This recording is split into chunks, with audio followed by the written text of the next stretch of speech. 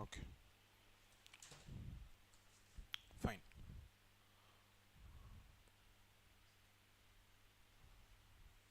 See, all the headlines, all the um day-to-day commentary on Israel-Iran issue is not going to really add any value to your long-term prep. So let's just focus on the articles. So the discussions will today will not be more than probably 15 minutes, not more than that. So I'll just tell you what are the important takeaways today. Okay. See, in short, lessons from Operation Sindhu's global outreach. The intensive period of public diplomacy affirmed that India, when united, can project its voice with clarity, conviction on international platforms. What is the central takeaway from entire Operation Sindhu? It's about how we want to be projected in the world. It's about setting a narrative that is based on fairness, justice, and to ensure that India's image is not deterred. We have seen in the event, in the context of Operation Sindoor, that the world was divided whether they should support India or oppose India. A lot of countries did not take a stance in favor of India. So that was a wake-up call for us. There is no one who will be backing us.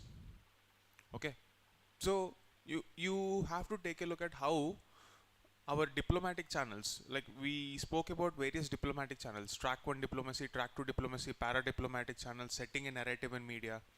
If all of them work in unity, if there is a stance that is not divided in different platforms, India will be able to set a narrative that will hinge on justice and fairness.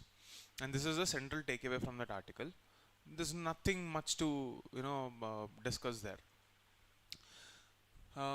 See, this article, steering the Indian economy amidst global troubles. Again, this is a very common article. Nothing important or striking that you can take away, something that you won't find elsewhere.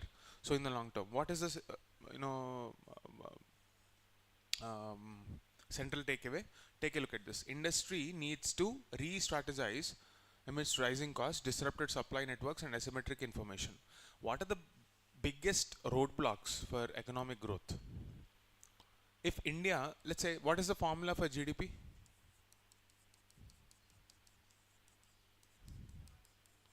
See, if India wants to grow, either it should increase the consumption, investment, government expenditure, or focus on exports.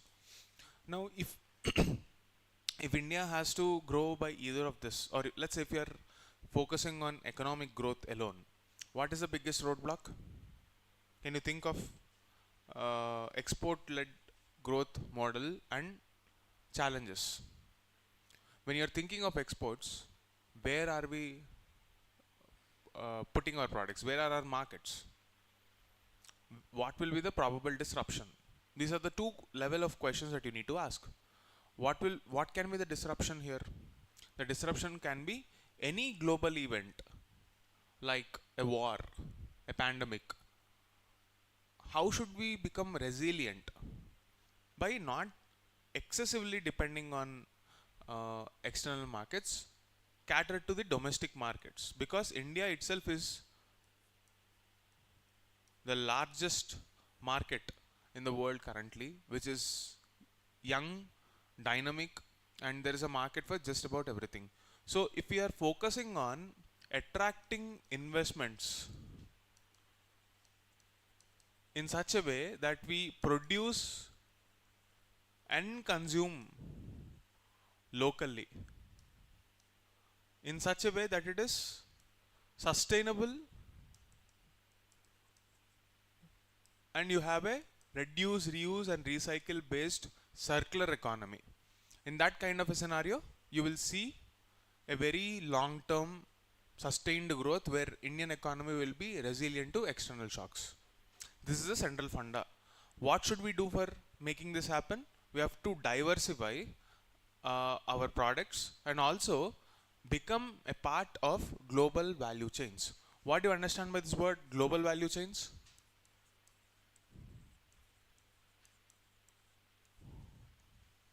Yes, everyone? Global value chains, meaning the economic activity is evenly spread across many parts of the world, right? So different components are produced in different places, and it is done in such a way to diversify the risks and reduce the costs. That's the funda there. Okay, this is what this article talks about, that we have to become a part of the global value chains, take care of uh, the factors of production that will sustain Indian economy. That's it. Nothing really important. Now, recognizing Adivasi identity in the census. So this is an important article, especially if you have anthropology optional. Okay. Here, the article talks about the census. We discussed about census in the last month at length. So previously you have had SC and ST as a part of the enumeration in the census. Now we are also adding OBC. The main point of contention here from an anthropological and sociological standpoint is the identity of STs is primarily tagged to a religion.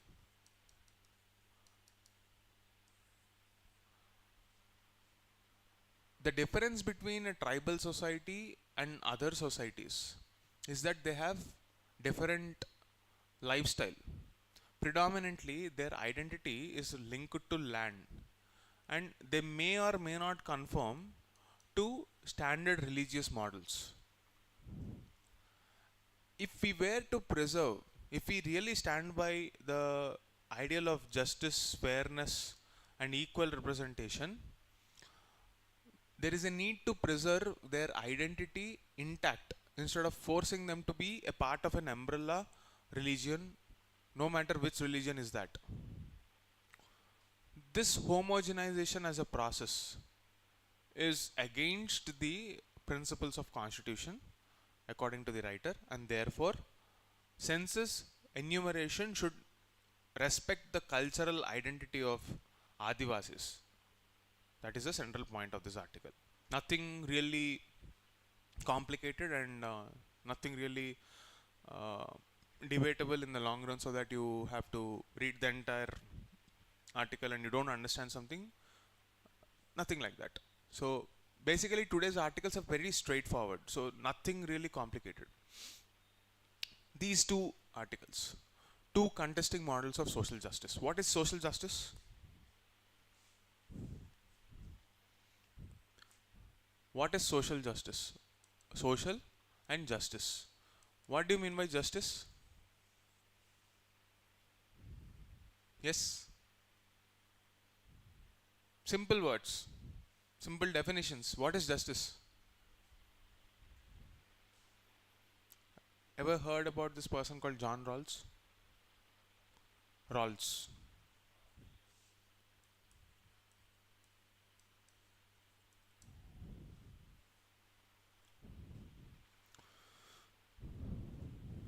What is fairness? Justice, fairness, both of them sound similar. This conceptual clarity is extremely important in your ethics paper.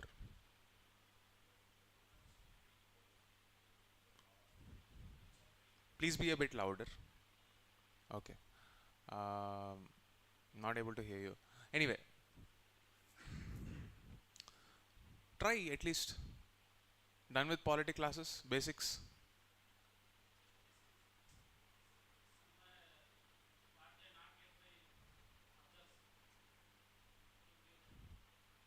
Yes, Bhargav. What is justice?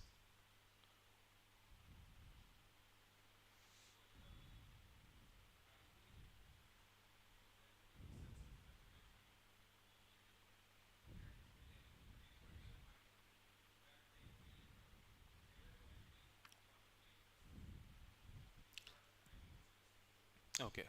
You've managed it well. You shouldn't manage. You should actually clearly understand what is the concept of justice. Go back to your basic textbooks and see what is the meaning of justice. Okay. Instead of giving you the definition and asking you to by heart it, I'll explain it like a story. You know the concept of equity, right? There are two kids who want to watch a game of cricket. One is tall enough to watch that, and other one is not so tall enough. Now, if you want to stop discontent in this person or a feeling of dissatisfaction, that it is not too much to ask.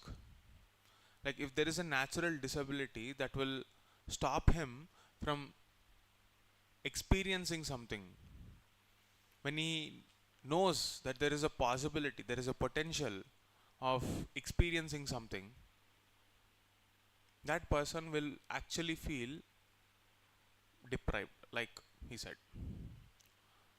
What is the right way to stop that discontent? Or if you look at it from a moral imperative, you can give multiple definitions, but let's look at it from a practical imperative, that we want to ensure chaos in society. If you can just make sure that there are steps on which this person can stand on the same footing as this tall person and witness this game, is it too much of an ask? Maybe, maybe not. You might be thinking, okay, I'm spending a lot of money here to build that ramp, etc. But it's worth it. Even if you are someone like a very shrewd businessman calculating an ROI, even if the state behaves like that, the justification is utilitarian theory. Utilitarian theory is a theory which says maximum good for maximum people. Even in that kind of a perspective, justice is simply about ensuring peace and stability in a society. This article is about social justice. When I say social justice, what is the social aspect of it? What is social about social justice?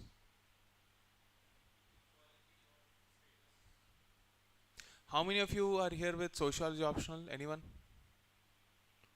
What is sociology?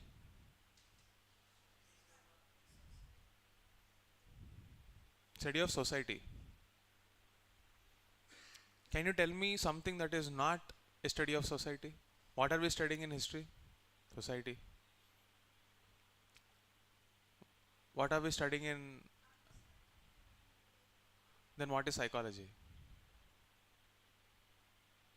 If sociology is study of human behavior, what is psychology?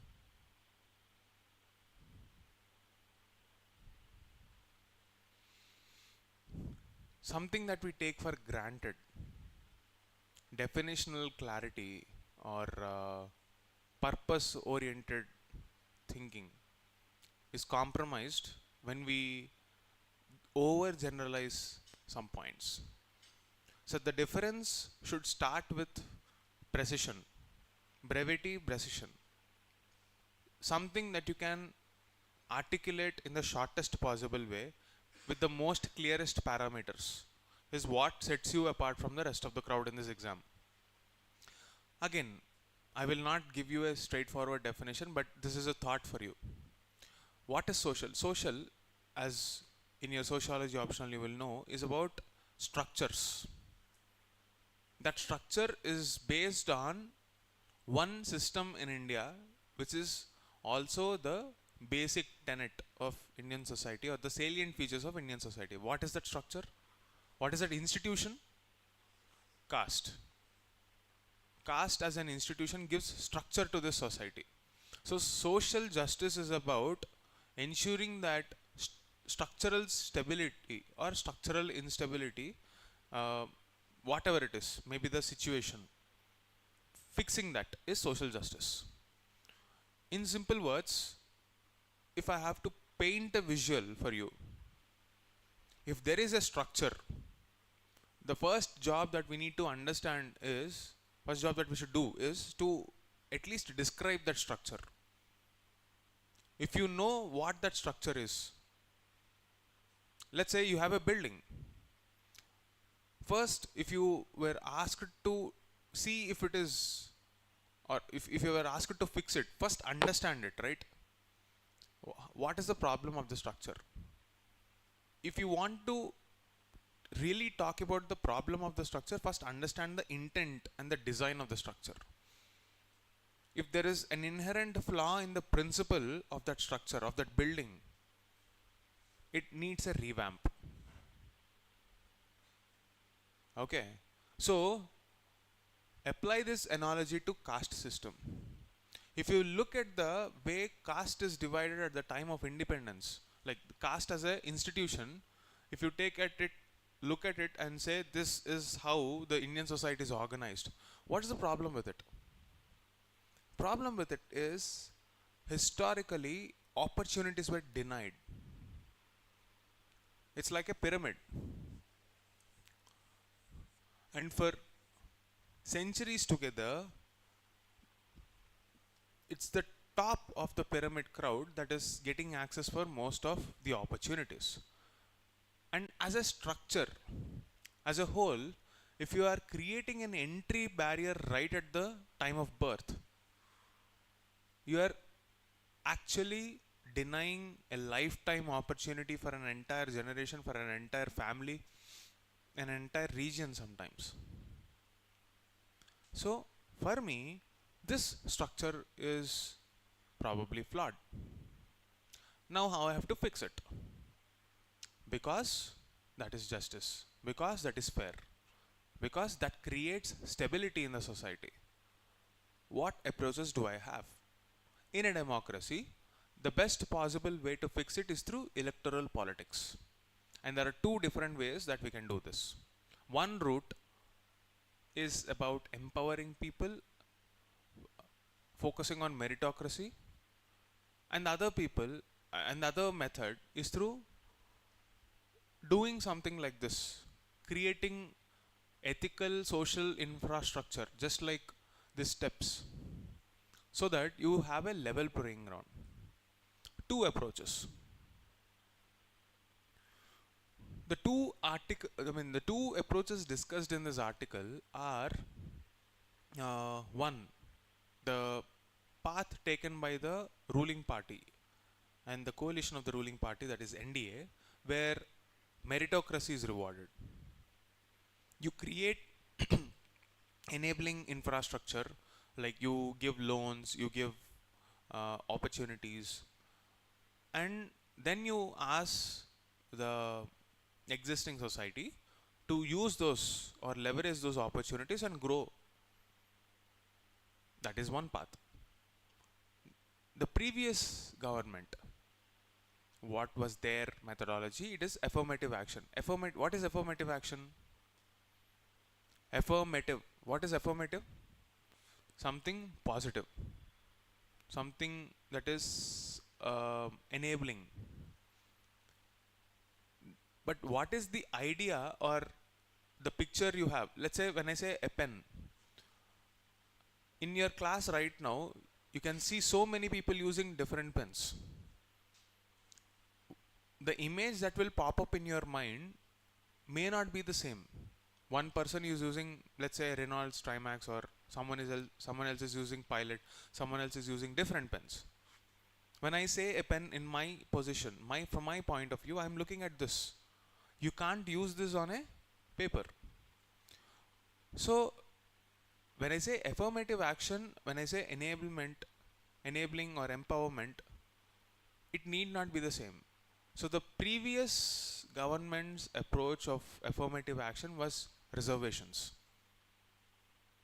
And in sociology, you call this a race to the bottom. Sociologists call this a race to the bottom, meaning there is an increasing demand for reservation from leading castes, which have numerical advantage in some states.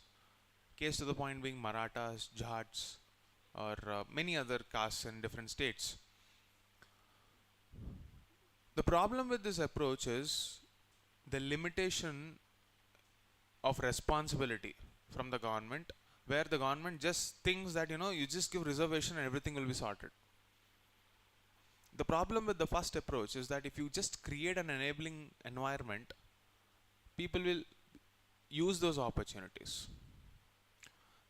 None of these approaches address the root cause, that is the ideology or the identity based structure of Indian society, that historical barriers which are created by the existing society, those are not addressed. So if you were to give justice, you have to combine both the models. See, you reward meritocracy, you also give reservation, but if reservation should translate into the ability to use this, you should also invest in social infrastructure, that is health, education, skills, by doing the right things. Let's take a step back and look at economy. The biggest problem of economy is that if a company wants to invest in India today, they face challenges in every factor of production. What are the various factors of production? Land, labor, capital, enterprise. In every area, I mean, some of you might be from the morning class, but I'm just reiterating the same thing. In every area, they have a problem: land, labor, capital, and enterprise. They do not get land easily, the labor is not skilled enough, the capital is very difficult to come, primarily because of the historical injustice. So you have some pressure groups. Pressure groups meaning a group of people based on an identity persuading someone for a policy to become a reality.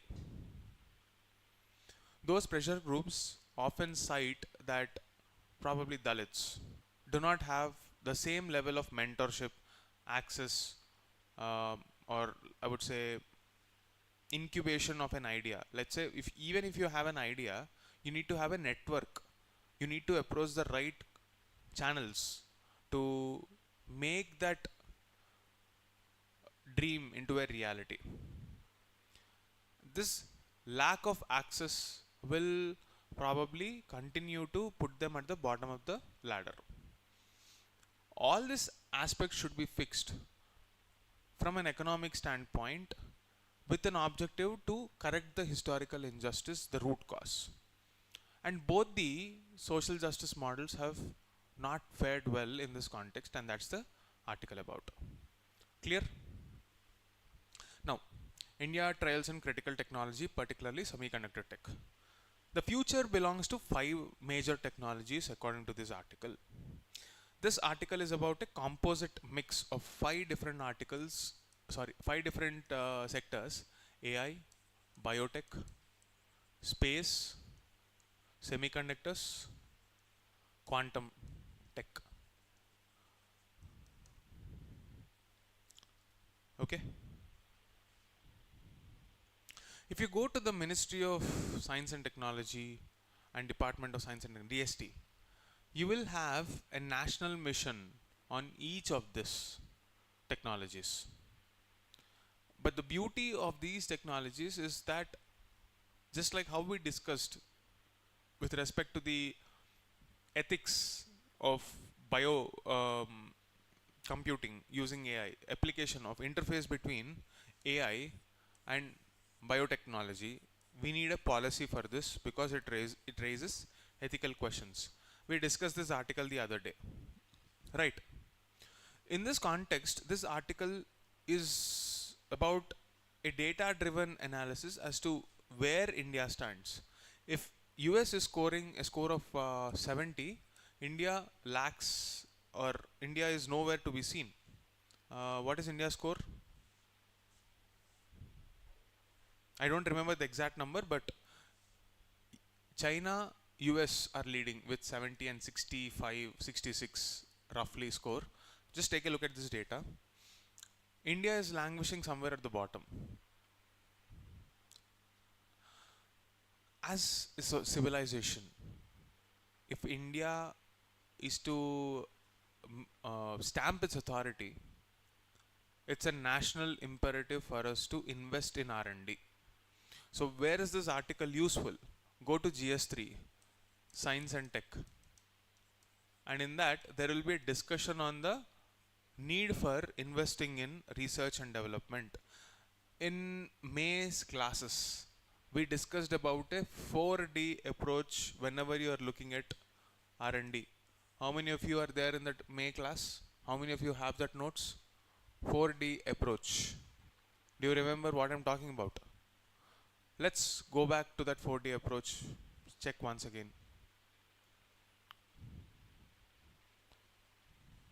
Anyway, long story short, if India were to develop, and if you see any, how do I put it? If you see any articles on each of this sector, please take this as a base for data, because this is the fresh data, latest data. And India needs to really work on each of these sectors, especially the semiconductors, where India is very much lagging. Why is this a problem? Why should we focus on each of these technologies? Briefly put, all of these technologies will decide how much human labor and the present skill set that Indian demography has, they will be replaced. Right. So we need to focus on each of these sectors, and that's the article about. You can use this article as a substantiating source. Take a look at this data and note down the facts, quote them in your mains answers. Useful for next year. If you have an update, use the latest data, but unlikely. So have this article.